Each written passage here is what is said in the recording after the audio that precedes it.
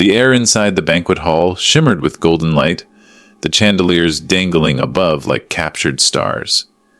Laughter floated through the room, mingling with the gentle clinking of wine glasses and the soft notes of a piano playing in the corner.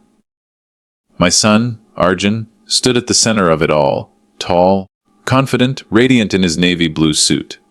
His colleagues surrounded him, clapping and raising toasts to celebrate the promotion that had placed him among the youngest department heads in the firm.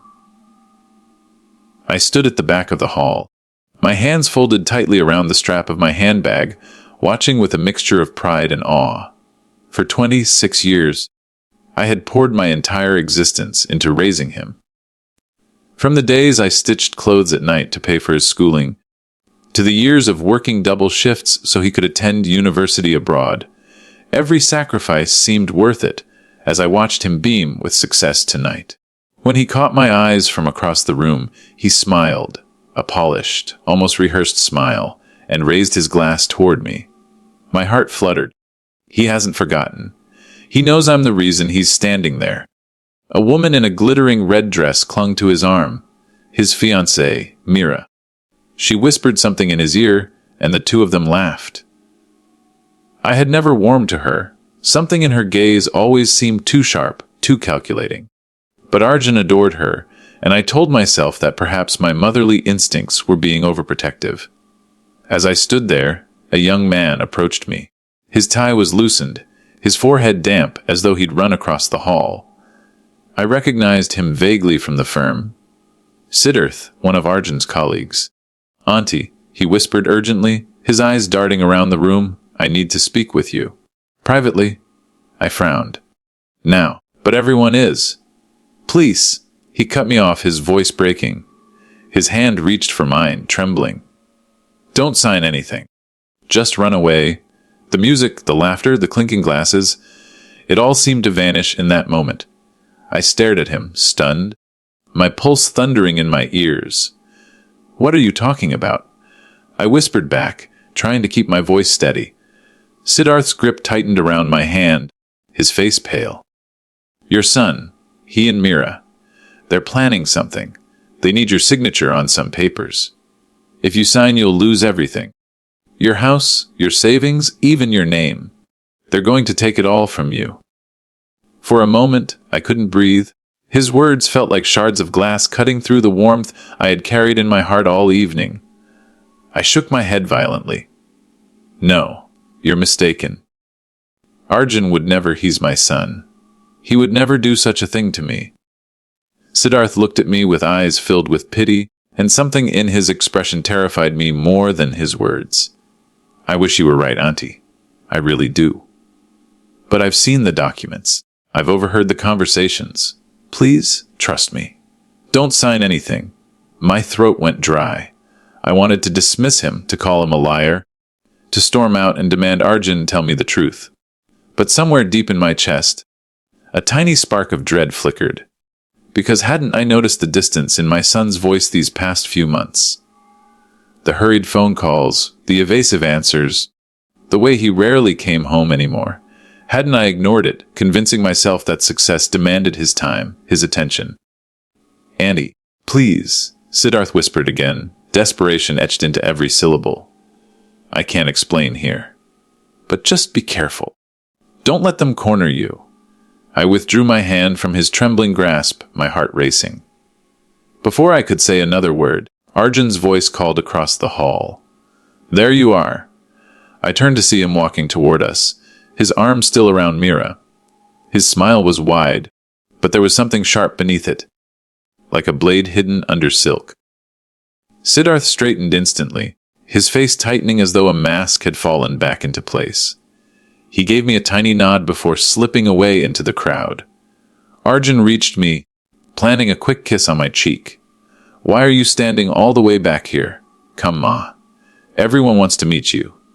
I forced a smile, though my legs felt like they might give way beneath me.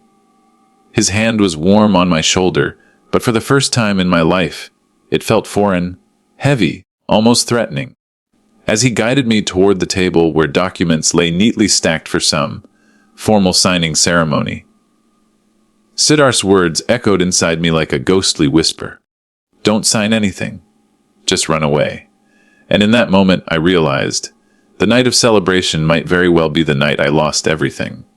That night, long after the party ended, I sat on the edge of my bed, still in the silk sari I had worn to Arjun's celebration. The bangles on my wrists clinked softly as I held my trembling hands together, staring at the shadowed wall. Sleep refused to come. Every time I closed my eyes, Siddharth's words replayed in my head. Don't sign anything. Just run away. His urgency, his fear. It was not the kind of warning a young man would invent out of malice. And yet, how could I believe him? Arjun was my son, my only child. I remembered the nights when he was just a boy, clinging to me in fever, whispering, "Don't leave me, Ma." The afternoons when I worked overtime, my fingers raw from stitching, and he would sit beside me with his school books, promising, "One day I'll make you proud, Ma." And he had. Hadn't he? But the unease refused to loosen its grip on me. The next morning, I decided to be cautious. I prepared Arjun's favorite breakfast, parathas and ginger tea, hoping to draw him into conversation. He came downstairs, his suit immaculate, his hair perfectly styled. He kissed my forehead absent-mindedly, already scrolling through his phone. "Arjun," I began gently, "yesterday, you mentioned some documents you wanted me to sign." He froze for a fraction of a second, so brief I might have missed it if I hadn't been watching him so closely. Then he smiled. Too quickly, too easily. "Yes, Ma. Just some routine papers, nothing to worry about.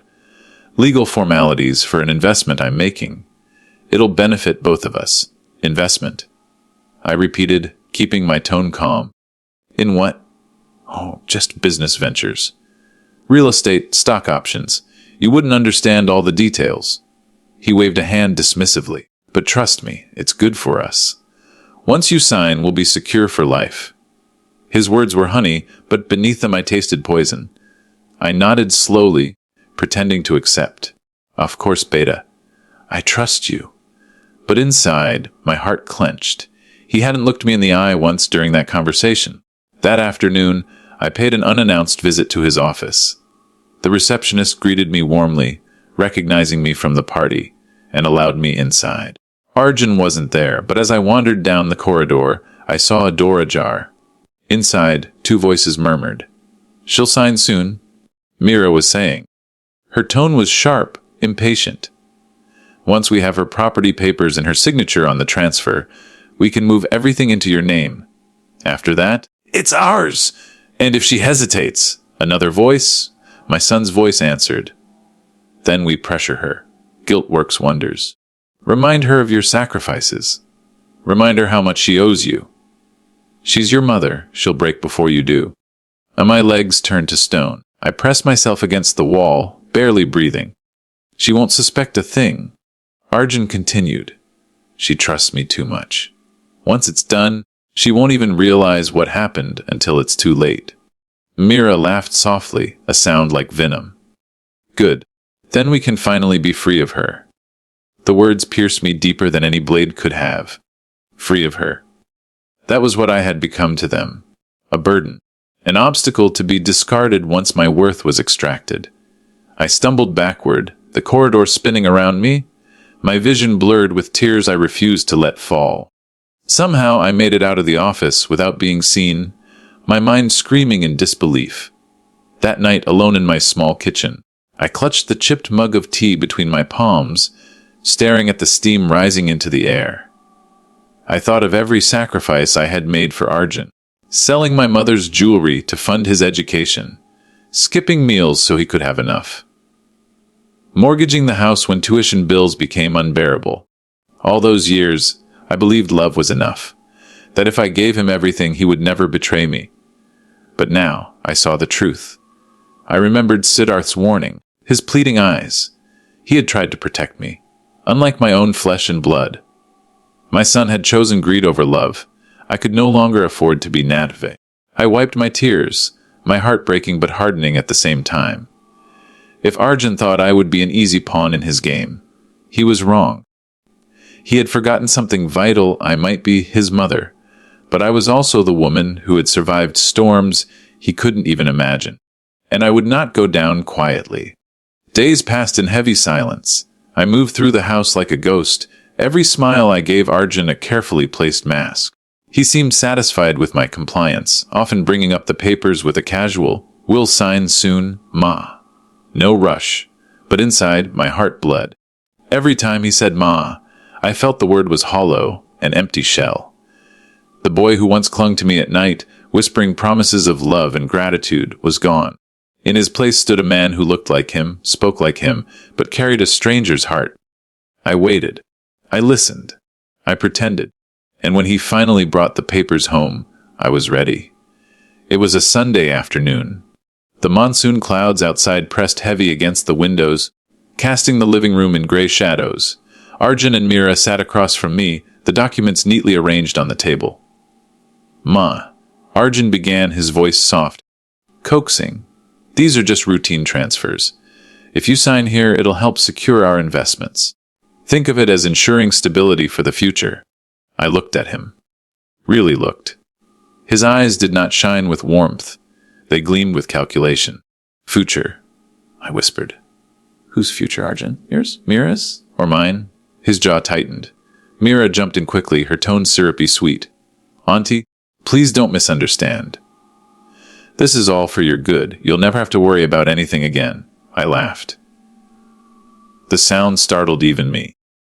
It was brittle, sharp, almost cruel. "Do you think I am blind? Do you think I don't know what's in these papers?" For the first time, fear flickered in Arjun's eyes. "What do you mean?" "I mean," I said, my voice steady now, "that I know you're trying to transfer my house, my savings, everything into your name. I know this is not for me but for you, for your greed." Silence crashed into the room. The ticking of the wall clock grew louder, each second slicing the air. Arjun's face hardened, the mask finally slipping. "So what if I am?" he spat. "You've lived your life, Ma. You've done nothing but hold me back with your small dreams. Do you think stitching clothes and counting pennies made me who I am? No, I made myself, and now I deserve more."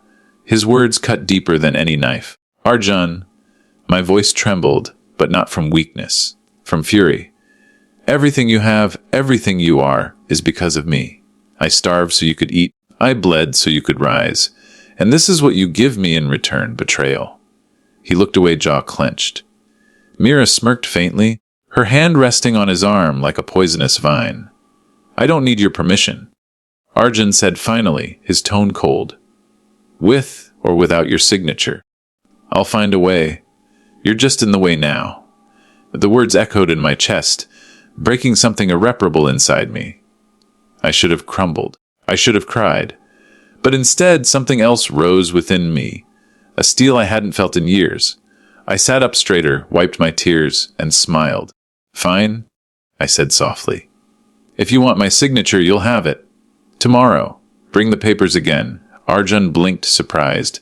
Mira's eyes narrowed. Suspicious, but she said nothing. He leaned back, satisfied, mistaking my calm for surrender. "Good choice, Ma. You won't regret it." But I knew he was wrong. That night, while the house lay in silence, I pulled out an old trunk from under my bed. Inside were photographs, old receipts, documents of my own. I lit a small lamp and spread them out across the floor, my hands trembling but my mind clear. Siddharth's face flashed in my memory.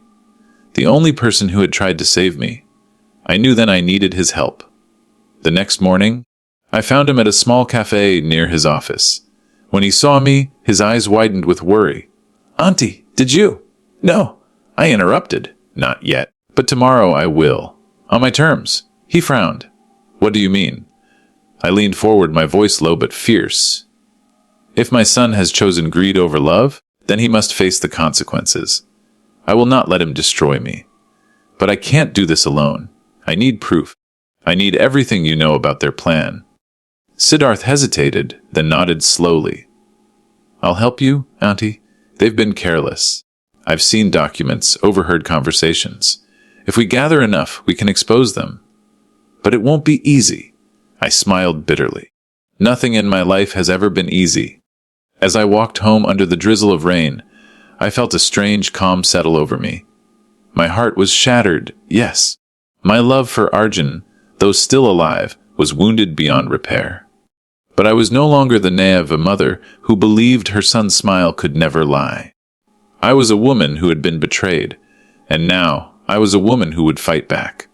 The following morning dawned heavy and gray, the sky swollen with clouds that threatened to burst.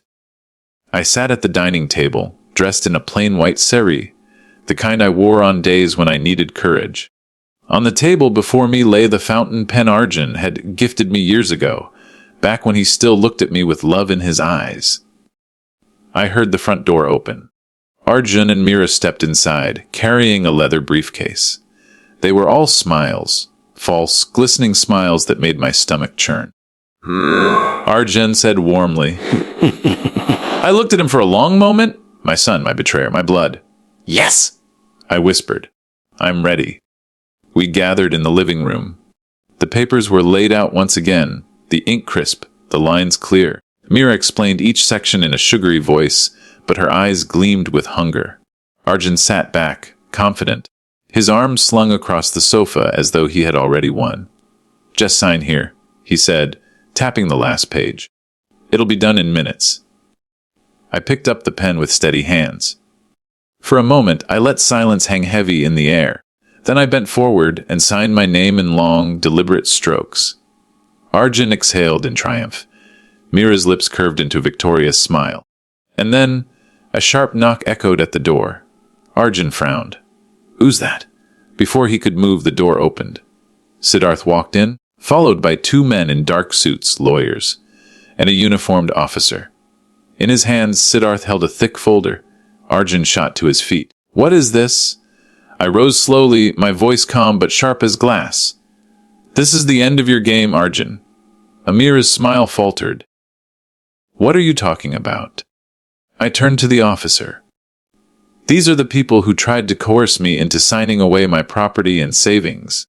But I've recorded everything, their conversations, their plans. Siddharth has helped me gather the evidence. Arjun's face went pale. Ma, what are you doing?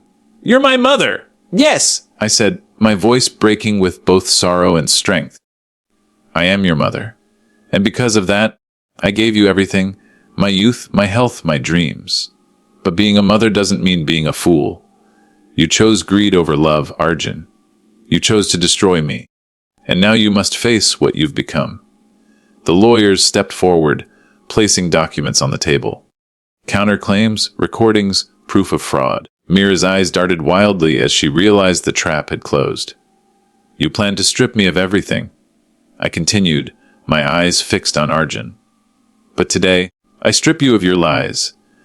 The officer read aloud the charges: attempted fraud, coercion, conspiracy. Arjun shouted, his voice cracking. No, she's lying! I'm her son? She wouldn't. But Mira had already stepped back, her hands raised as though to wash herself clean. I had nothing to do with this!